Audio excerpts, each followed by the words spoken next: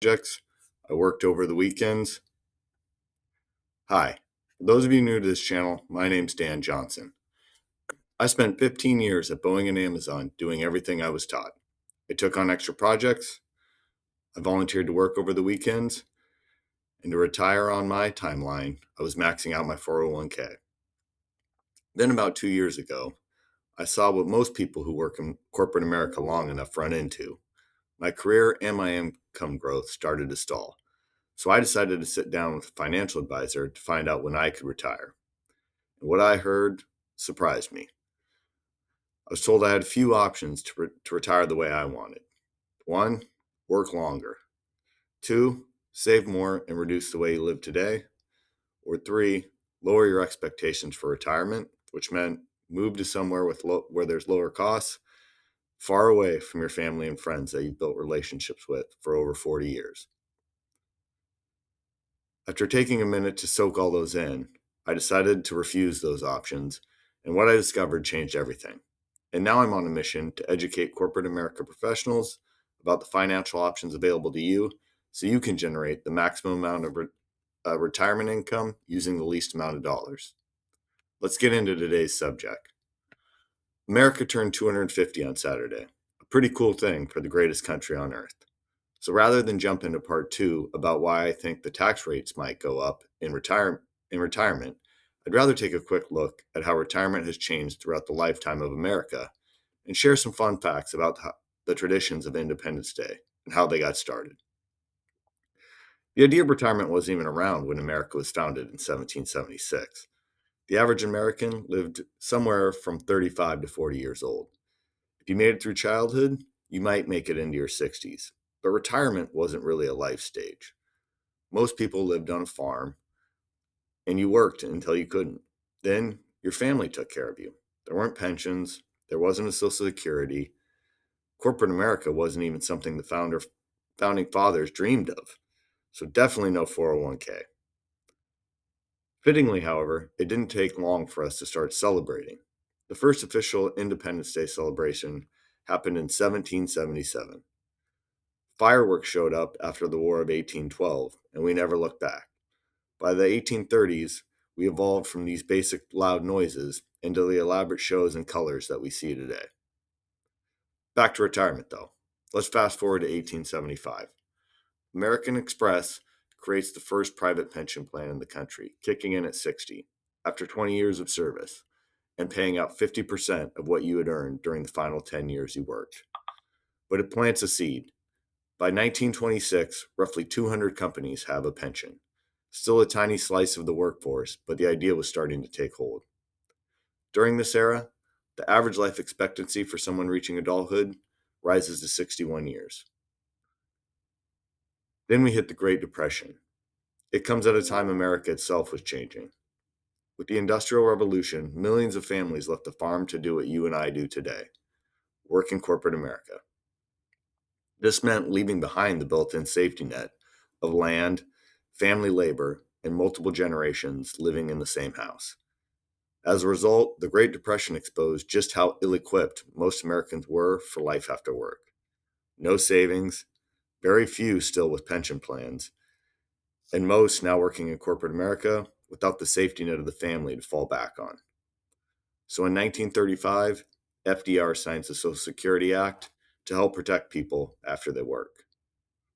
Speaking of waiting on the government, it took a while for the 4th of July to become a federal holiday. Congress made it an unpaid federal holiday in 1870, not something most of us in corporate America would really care about. Something we care more about was the 1938 decision to make it a federal paid holiday, something we all rejoice in today. During World War II, the government froze wages to control inflation, so companies had to get creative to recruit workers. What did they use? Pensions. This drove pensions to something an entire generation of workers expected to be there when they retired. By now, the average life expectancy for someone reaching adulthood climbed to age 66. And with Social Security barely 5 years old, there were about 159 workers paying in to Social Security for every one person collecting a benefit. In 1963, there's a story most of us have never heard about that changed the way pensions were managed forever. Studebaker, a major automaker most people under 40 have never heard of, shut down its South Bend plant and terminated its pension plan. I don't mean terminated it moving forward. I mean, Studebaker essentially said, we aren't honoring our commitment. Over 8,500 workers lose some or all of the retirement benefits they had been promised without warning. Money they were counting on in retirement, gone. Sound maybe like someone who had all their money in a 401k during the internet bust or the Great Recession? By this point, average life expectancy for someone reaching adulthood had climbed to almost 70, and the number of workers paying into Social Security versus the number of people collecting had fallen to 4 to 1. That's a 97% drop in less than 30 years. The Studebaker event had one positive: it pushed Congress to act. In 1974, the Employee Retirement Income Security Act gets put in place, and it puts real protections around pensions with funding and disclosure requirements.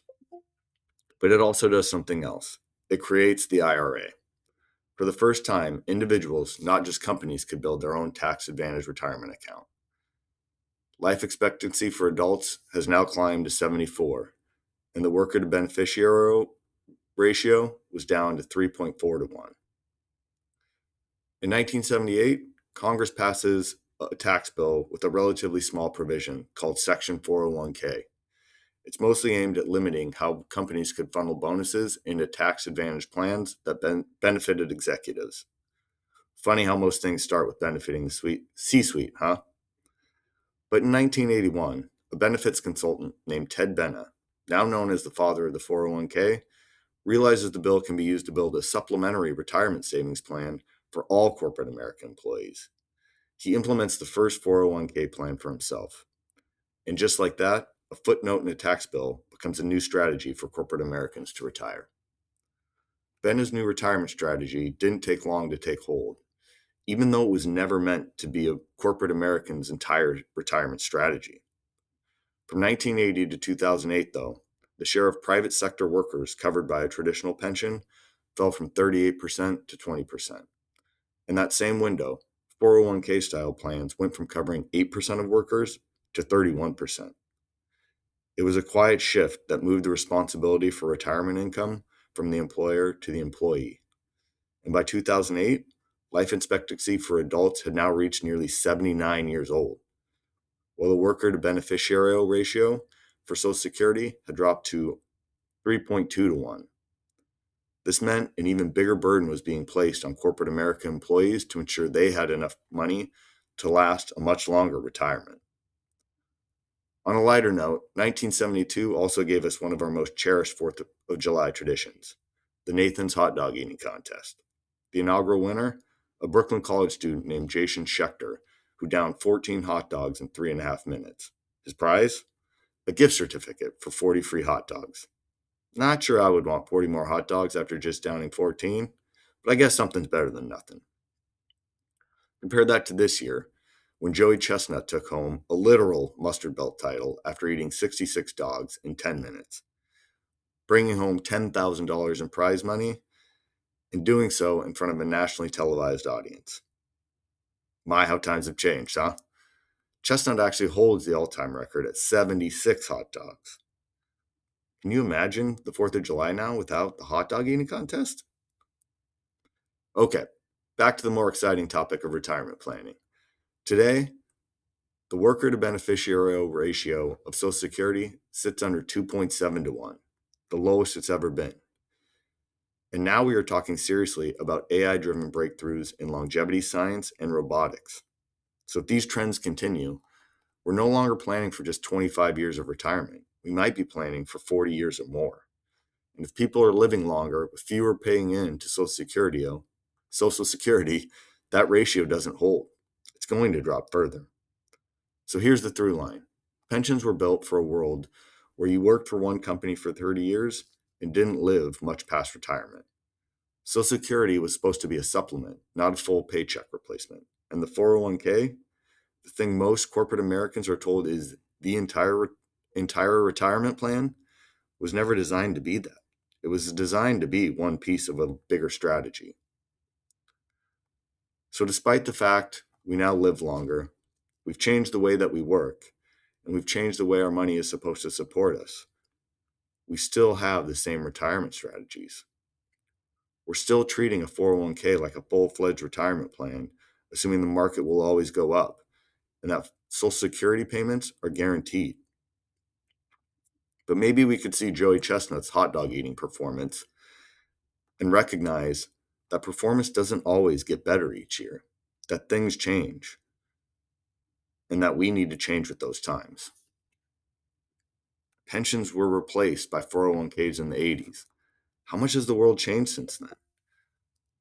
I mean, people actually train for the hot dog eating contest now. They don't just show up and down a dog. So don't you think maybe our retirement strategies should have changed over the past 30 years too? If you've watched the hot dog eating contest recently, you'll see that they dip the buns and hot dogs in water. It's not the sexiest way to eat, but it's the most efficient way to down a dog. Relying on a 401k in the markets alone is a little like entering a hot dog eating contest and putting condiments on the hot dogs. It sounds and looks great in theory, but it isn't the most efficient way to generate income in your retirement. I hope you enjoyed this video and got to learn a little bit about how we've moved into where we are today with retirement and some fun facts about the 4th of July. If you want to see where the gaps are in your own retirement plan, please leave a comment below and we can schedule a free strategy session to review your portfolio and see where some improvements could potentially be made. Let's make sure your retirement isn't relying on a system that was never built for how long you're actually going to live. Let's end by saying happy 250th America, and let's hope we get 250 more.